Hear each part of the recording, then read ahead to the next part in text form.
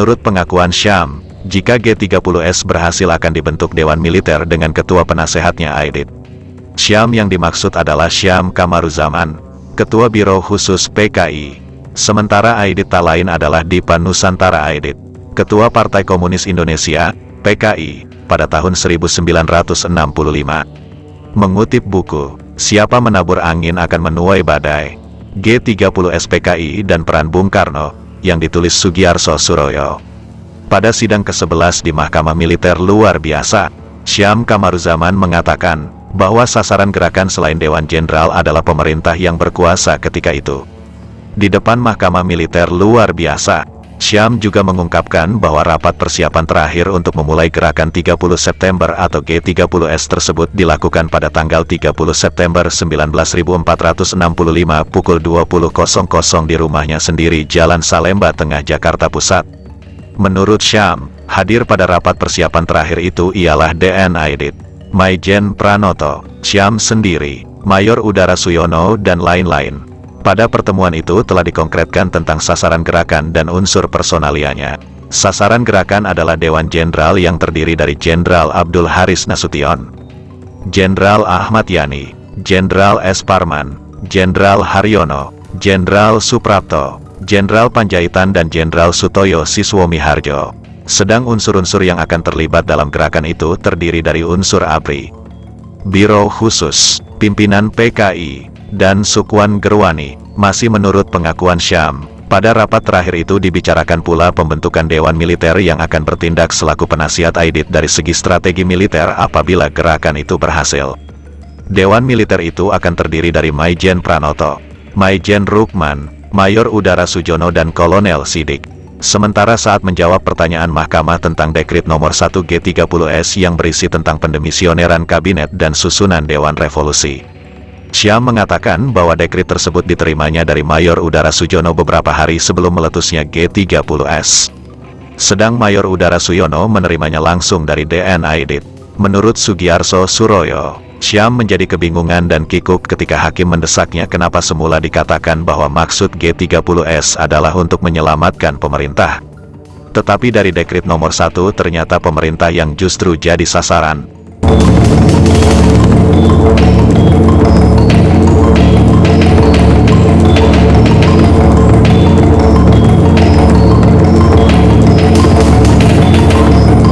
Kata Syam, itu karena Dewan Jenderal akan mengadakan coup sekitar tanggal 5 Oktober tahun 1965, Aidit pun, kata Syam, menginstruksikan kepadanya agar diadakan kontra coup. Karena kalau Dewan Jenderal berhasil, PKI yang terancam.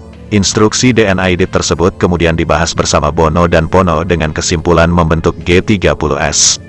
Sementara itu saksi Muljono alias Bono alias Waluyo, orang ketiga dalam Biro Khusus PKI dalam sidang Mahkamah Militer Luar Biasa mengatakan, setelah G30S gagal total, ia melarikan diri ke Jawa Tengah, oleh Aidit yang juga lari ke Jateng. Dia diperintahkan supaya meneruskan perjuangan di Jawa Tengah bersama Pono. Terakhir ia disuruh Aidit ke Jakarta untuk menyampaikan surat kepada Presiden Soekarno via Syam dan Sudisman. Isi suratnya menurut Walujo adalah meminta kepada Presiden untuk menyelesaikan perkara G30S secara politis. Karena G30S katanya, adalah gerakan militer tetapi berlatar belakang politik. Sementara itu menurut Maijen Purnawirawan Samsudin dalam buku, Mencapai G30S PKI Gagal, suatu analisis, yang disusunnya ada banyak bukti jika PKI ada di balik gerakan 30 September. Misalnya kata Samsudin, ada surat dari DN Aidit tanggal 28 September, sebelum coup terjadi yang memberikan instruksi-instruksi kepada CDB di seluruh Indonesia jika coup gagal.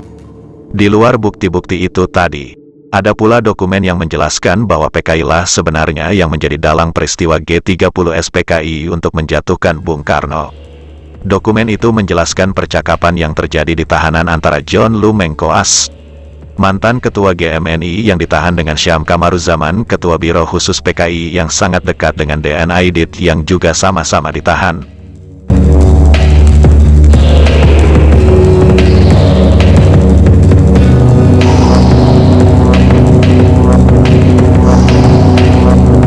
Percakapan antara John Lumengkoas dengan aktivis GMNI ini kemudian ditulis oleh tabloid Detak. edisi khusus 29 September tahun 1998. Seperti apa percakapannya, ketika berada di luar sel, saya bertemu dengan Syam. Dalam kesempatan itu saya menanyakan mengapa PKI melakukan pemberontakan pada 30 September tahun 1965. Dengan hati-hati dia mengatakan, Bung John perlu tahu, bahwa memang PKI berniat mengkup Bung Karno. Saya tanya apa alasannya. Dia menjawab, Bung Karno memimpin revolusi itu secara pelin-pelan. Dalam pembicaraan yang singkat itu, Syam tidak menyebut keterlibatan Soeharto. Saya tidak mau terlibat jauh. Terus terang saja situasi waktu itu tidak memungkinkan, begitu sepenggal kesaksian John Lumengkoas, aktivis GMNI saat bercakap-cakap dengan Syam Kamaruzaman di penjara. Menurut Maijen Samsudin, bahwa Syam menuduh Bung Karno memimpin revolusi secara pelin-pelan memang ada alasannya. Dengan asumsi bahwa Bung Karno disangkanya memihak pada PKI, suasana waktu itu sudah sangat konduktif untuk melakukan revolusi. Sikap Bung Karno dan politik negara pun sudah sangat condong ke kiri. Apalagi Angkatan Darat sebagai musuh terkuat tidak dalam posisi untuk melawan PKI secara frontal. Suatu kesempatan emas sudah tersedia.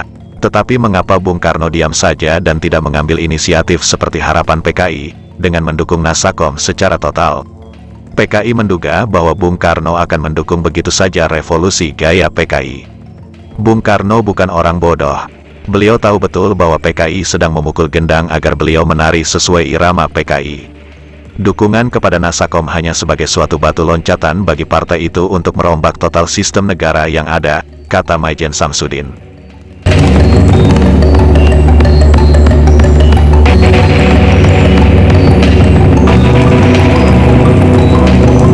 Sebaliknya, kata Maijen Samsudin lagi, bagi Bung Karno, Nasakom adalah sebagai sarana untuk mempersatukan tiga kekuatan besar pada waktu itu, yaitu nasionalis, agama, dan komunis. Ketiganya ingin dipersatukan oleh Bung Karno dalam wadah Nasakom, karena potensi konflik di antara ketiganya besar sekali. Sangat utopis memang. Jadi, Bung Karno menginginkan suatu harmonis dan keseimbangan, dan tidak ada kelompok yang mendominasi. Sedangkan PKI memperalat Nasakom untuk kepentingan yang bertolak belakang dengan maksud Bung Karno. Bagaimana dengan Angkatan Darat? Loyalitas dan dukungannya kepada Bung Karno cukup tinggi. Yang penting bagi angkatan itu, PKI tidak boleh mendominasi kehidupan dan masyarakat, karena kalau ini terjadi, konflik berdarah di tengah masyarakat tidak dapat dihindari. Dengan demikian, sebenarnya PKI lah pada akhirnya yang sangat menentang dan tidak dapat menerima ide Nasakom itu. Kemudian melakukan coup, kata Maijen Samsudin. Maijen Samsudin pun menegaskan bahwa begitu banyaknya data sebagai bukti terhampar, sehingga tidak mungkin untuk mengatakan bahwa PKI tidak terlibat dalam peristiwa G30 SPKI. Kata Maijen Samsudin, PKI lah dalangnya.